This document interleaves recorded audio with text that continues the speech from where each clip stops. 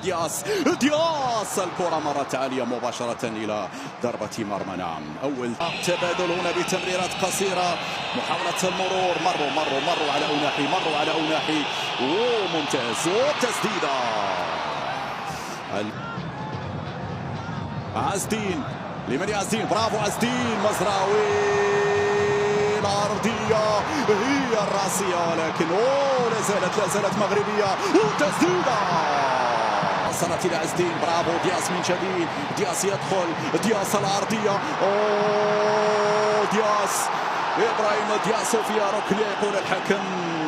واحدة من إبداعات إبراهيم، واحدة من مهارات إبراهيم. ضربة جزاء للمنتخب المغربي في أديرتنا. نعم، ضربة جزاء للمنتخب المغربي. إذن إبراهيم دياس يتقدم، إبراهيم والهدف الأول. إبراهيم دياس يأتي بالجديد بعد طول انتظار، كامارا يعمل مراوغة، يدخل وسط لاعبين، مرة من الثالث، هذه صعبة. كامارا،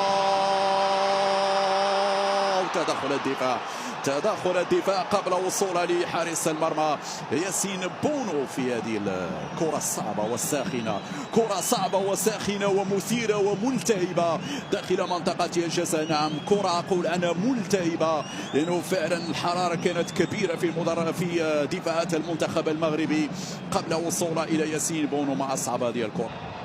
عبدو ميفير، نعم، يعلن عن ضربة جزاء لفائدة المنتخب.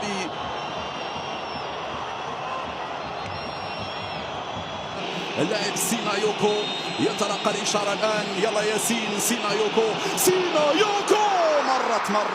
مرت إلى الشباك، وهدف مالي في هذه اللحظات. نعم، سدد